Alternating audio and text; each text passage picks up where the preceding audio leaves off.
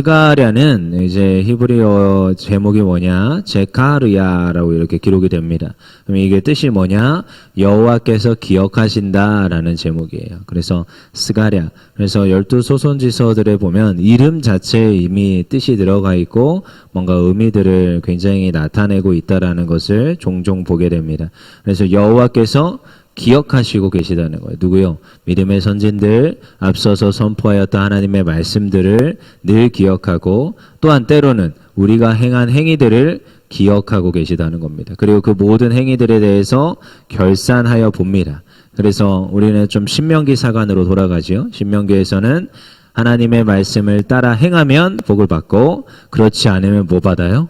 저주도 받아요. 그러니까 항상 우리는 이걸 두 가지를 기억하면서 가는 거예요. 그러니까 스가랴에서도 말씀하시는 거죠.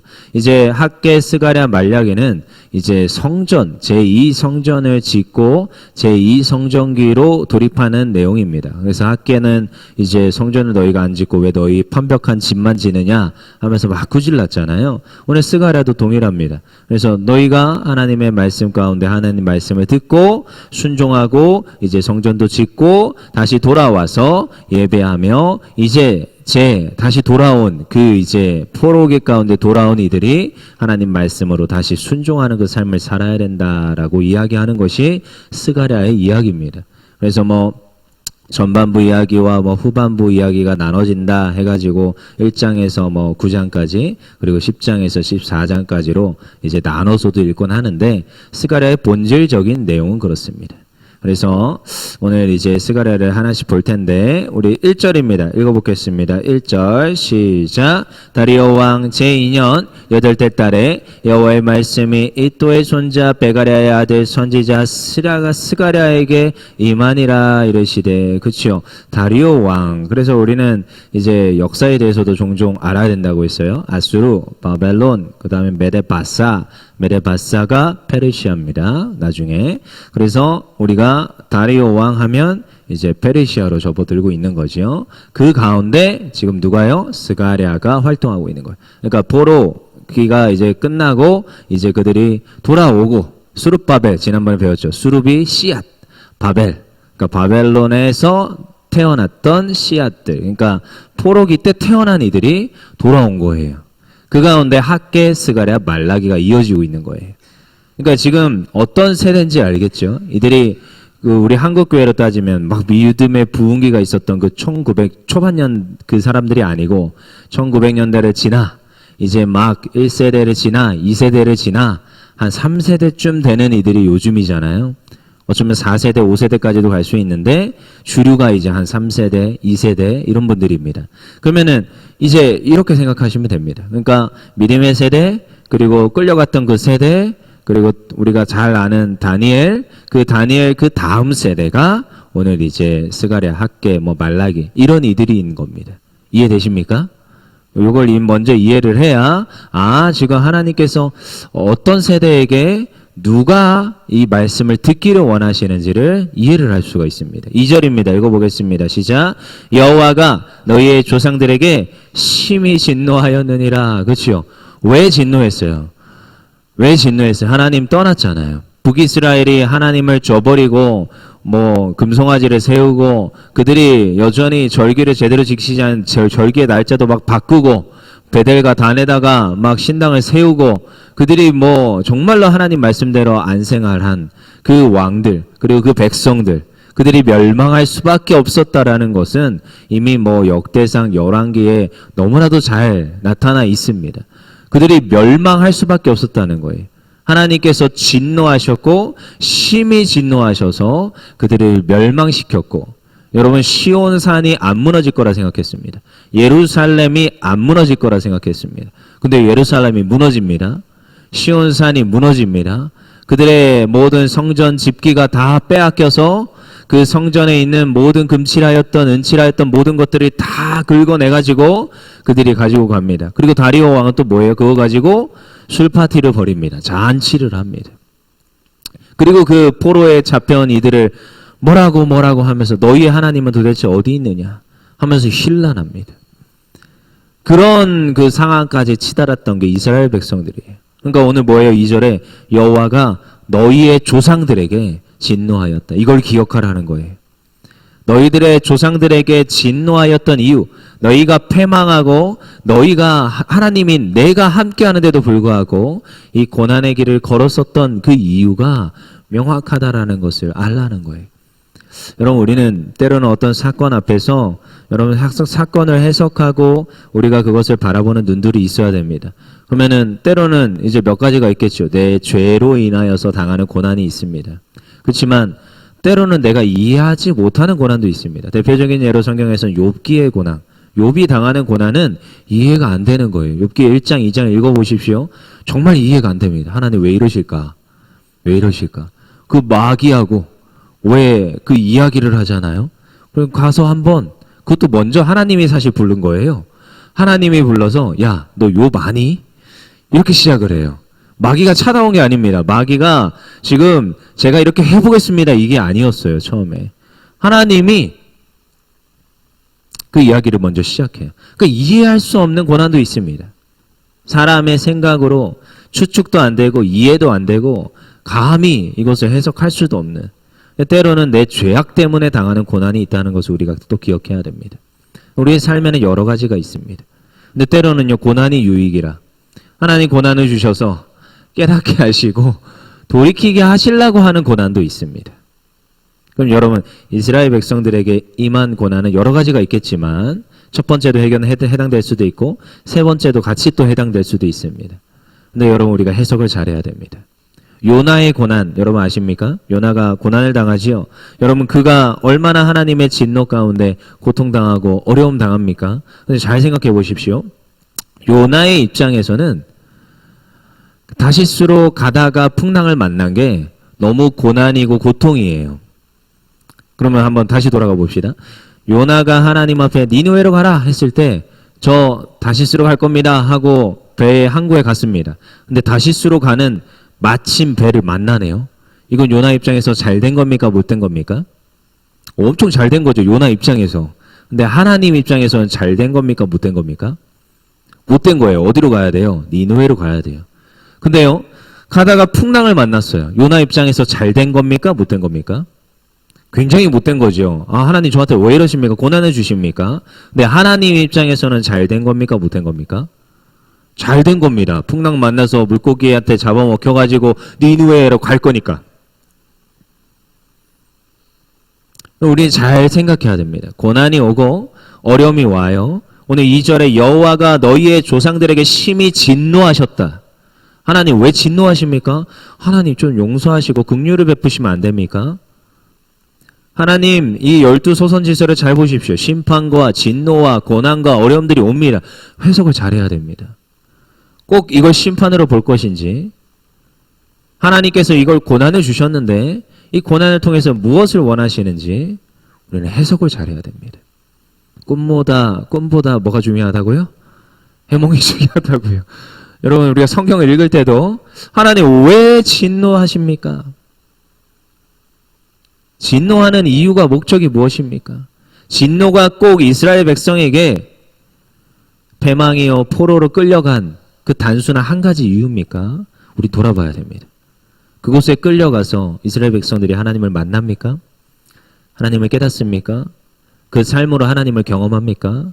그동안 누려왔던 것들에 감사하게 됩니까? 그 모든 것들을 다 돌아봅니다. 하나님, 그 포로로 끌려갔을 때도 하나님 그 이스라엘 백성들과 함께 하셨습니까? 함께 하셨습니다. 시편 137편을 읽어보십시오. 바벨론 포로기 가운데서도 여전히 그 공동체와 하나님 함께 하시고 여전히 하나님 저버리지 않았어요. 진노하셨는데, 심판하셨는데 그게 그냥 단순한 심판이라고 생각할 수는 없습니다. 우리가 자녀들을 키우며 자녀에게 때로는 화를 냅니다. 엄하게 할 때가 있습니다. 때로는 저는 이게 왜 뜨거워요 할 때 저는 만지게 할 때가 있습니다. 근데 그게 단순히 그 아이가 미워서 하는 건 아니라는 거죠. 깨닫게 해야 되고 알려줘야 되고 때로는 엄하게 꾸질할 때가 있어야 됩니다. 채찍을 들지 않고 매를 들지 않는 부모는 고아랬어요. 고아. 버린 아이랬어요.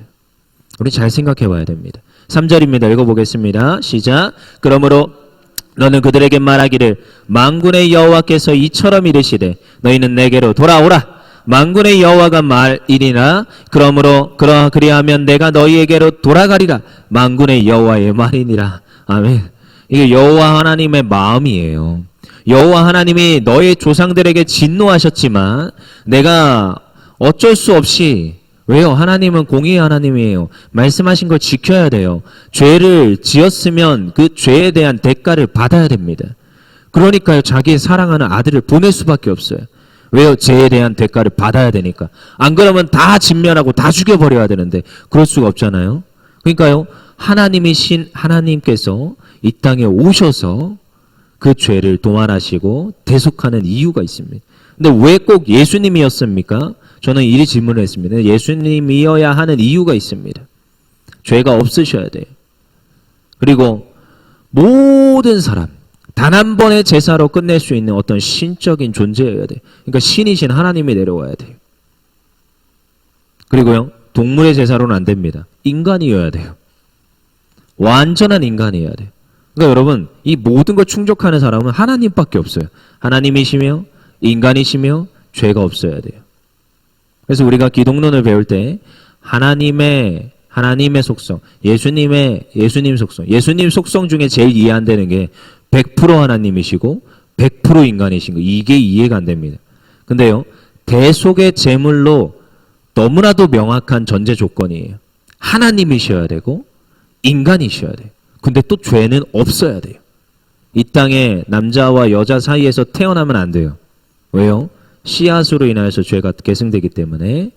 그러니까요, 남자를 모르는 마리아를 통해서. 그래서 여러분, 사도신경의 고백에 얼마나 많은 신학적 요소가, 얼마나 많은 깊이 있는 내용들이 다 들어가 있는지 모릅니다.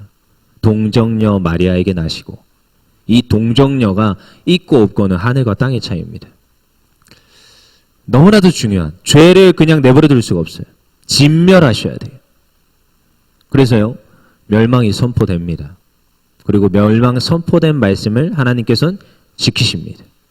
근데요, 그 마음의 이면에는 3절이에요. 너희는 만군의 여호와께 돌아오라.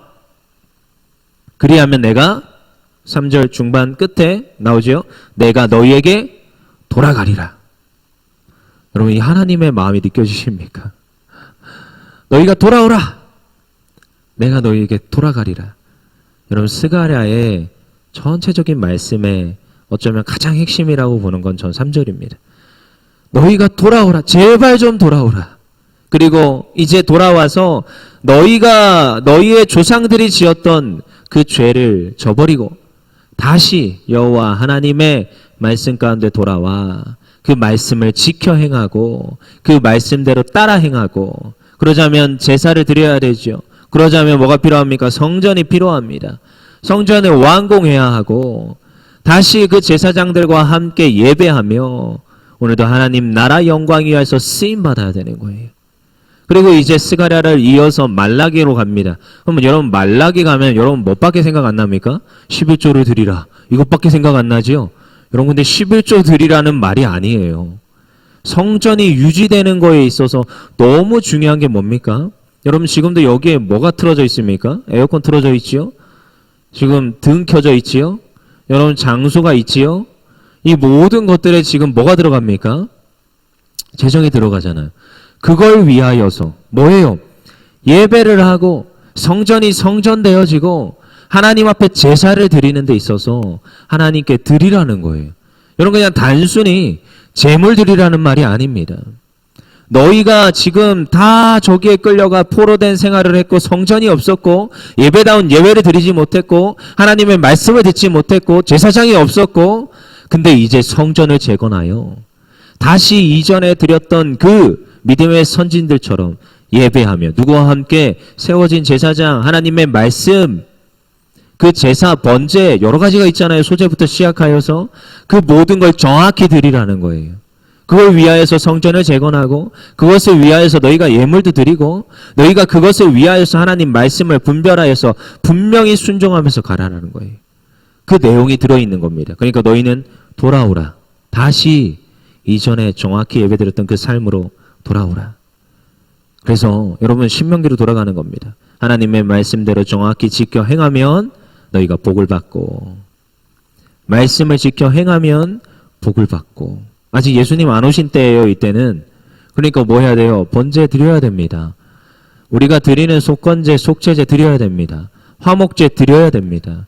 그 모든 제도와 그 모든 드리는 제사와 그 모든 형식들을 다시 구축해야 돼요. 왜요? 수룹바벨이라고요. 그들이 끌려갔고 전혀 한 번도 해보지 못한 세대예요. 근데 이제 다시 에스라를 통해서 말씀이 복원되고 예레미야를 통해서 다시 선포된 말씀들이 오늘 스가랴를 통해서 선포된 이 말씀들이 지금 다시 나의 삶 속에서 지켜 행해야 되는 거예요. 누가요? 믿음의 다음 세대가. 여러분 우리는 이것을 저버리면 안 됩니다.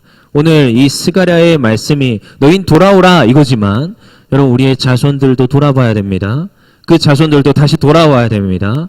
우리가 매일같이 이렇게 드리는 예배 가운데 자녀들이 없다라는 것은 슬픕니다.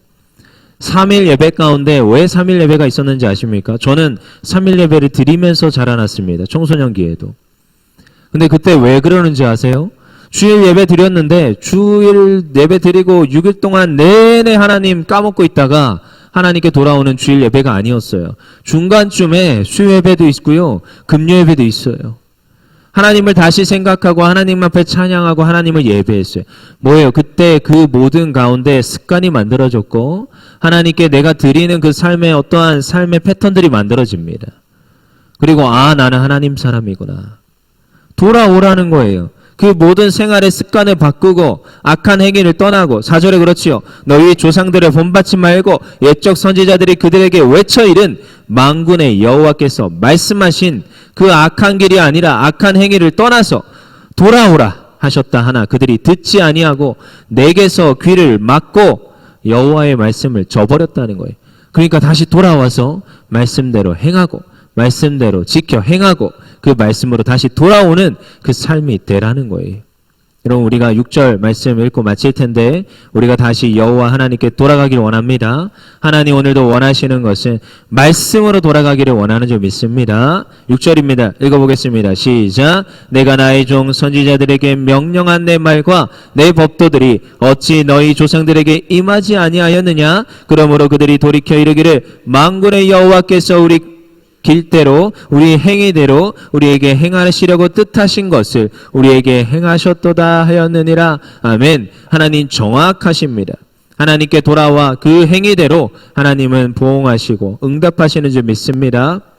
오늘도 우리가 하나님 앞에 드릴 수 있기를 원하는데 나의 삶을 내어드리기를 원합니다. 오늘도 하나님 앞에 이렇게 예물로 올려드리는 귀한 손길들이 있습니다. 너무 중요하고 너무 귀합니다. 이렇게 새벽에 올 때마다 예물이 있을 때 참 귀합니다. 근데요, 하나님께서 예물 좋아하시고 하나님 기뻐하십니다. 하지만 하나님 원하시는 게 뭔지 아십니까? 예물 원하시는 게 아니고 나를 원하십니다. 오늘도 나의 삶을 원하시고 하나님 제가 말씀대로 살기를 원합니다. 오늘도 제가 하나님께 내 삶을 드리기 원합니다. 그래서 삶 가운데 하나님 제가 말씀 가운데 있습니까? 주의 말씀에 순종하고 있습니까? 6절에 그러지요. 너희가 행한 대로 받을 거라는 거예요. 우리의 행한 대로 받을 거라는 거예요. 여러분 이건 정확합니다. 하나님 계수하여 봅니다. 내가 못 받잖아요. 내 자녀가 받습니다. 믿음의 대는 믿음의 축복은 이어지게 되어 있습니다. 반드시 그렇게 되어 있습니다. 그래서 오늘도 다시 돌아오라 하시는 하나님의 말씀을 귀담아 들어 우리의 행위를 돌이키기 원하고 순종의 자리, 하나님 예배의 자리, 하나님 말씀을 행하는 자리, 그 자리로 돌이키기를 원합니다. 이 시간 다 같이 기도합시다. 하나님